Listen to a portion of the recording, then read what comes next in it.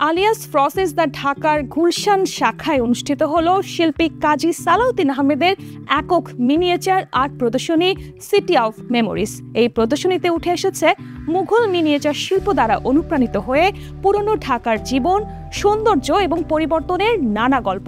অনুষ্ঠানে প্রধান অতিথি হিসেবে উপস্থিত ছিলেন বাংলাদেশে নিযুক্ত ফ্রান্সের রাষ্ট্রদূত জ্যাঁ-মার্ক সেরে শার্লে। বিশেষ অতিথি হিসেবে উপস্থিত ছিলেন বাংলাদেশ চিলির কনসাল আসিফ এ চৌধুরী ও শিল্পী মুস্তফা জামান।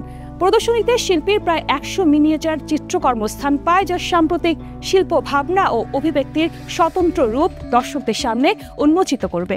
বাংলাদেশে আসলে মিনিয়েচার নিয়ে প্র্যাকটিস কম হয়, বাট আমাদের এখানে ধরেন আমি মিনিয়েচার নিয়ে কেন বলবো, এই মিনিয়েচারটা হয়েছে কি যে আপনি ছোট্ট একটা টেবিল থাকলেই আপনি কিন্তু এই কাজগুলো করে যেতে পারবেন, আপনার জন্য একটা বড় জায়গা নেই। তো এই ক্ষেত্রে যদি আপনি চিন্তা করেন, আমি মনে করি যে ঢাকায় যারা বসবাস করে তাদেরকে মিনিয়েচার নিয়ে একটু ভালোভাবে চিন্তা করা দরকার।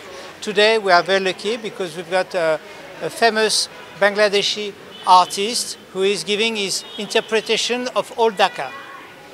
This man is me, is Mr. Qazi Salahuddin Ahmed, and he shares his view about his village, which is Old Dhaka.